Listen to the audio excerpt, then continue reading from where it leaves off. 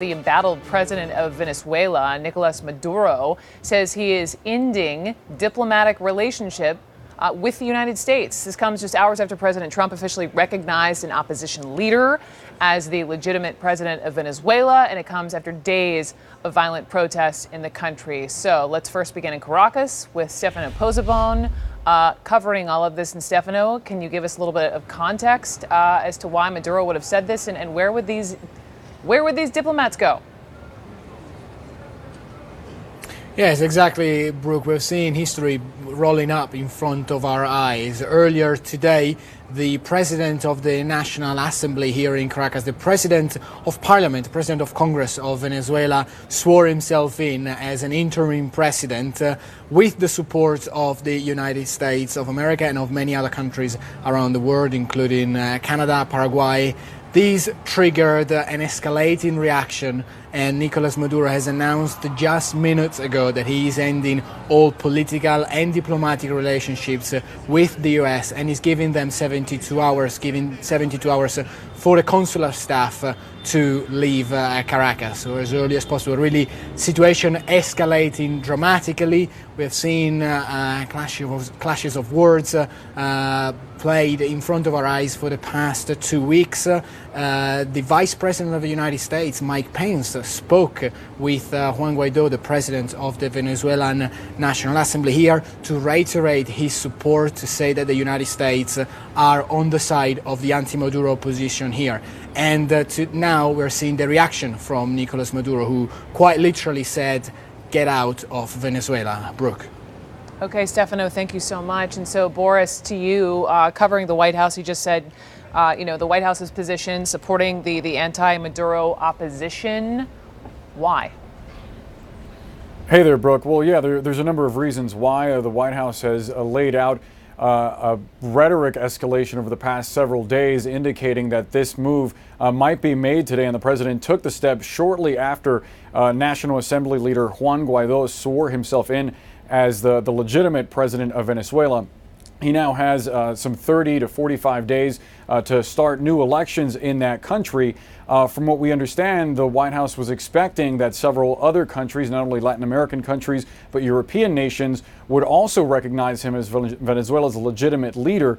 The big question now, with Maduro breaking off relations with the United States, is what happens specifically at the pump with oil. These two nations for years have tossed back and forth rhetorical grenades at each other, but they've maintained a relationship when it comes to the trade of petroleum, of gasoline, and other related products.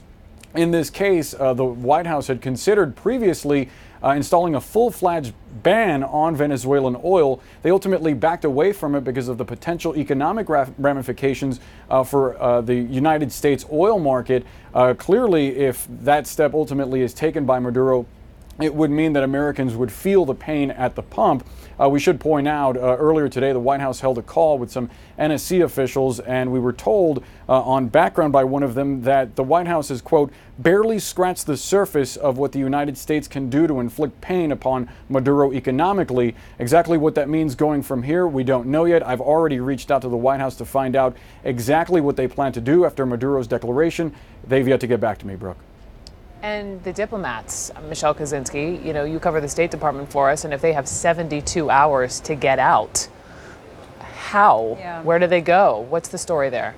Well, they're going to have to leave. I mean, this reaction came swiftly and harshly, as we might expect from Maduro after the U.S. declared him not the legitimate leader of Venezuela. Mm-hmm. So we've seen these kinds of expulsions before. I mean, we saw them just in the past year between the U.S. and Russia with, your diplomats need to leave by Friday, and then, well, your diplomats need to do the same thing. But this was tit for tat, and those could be replaced.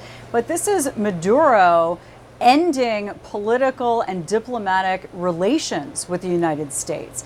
Here's what he said during his speech just this afternoon. The imperial government of the United States is leading a coup attempt against us in order to install a puppet presidency that they can control in Venezuela.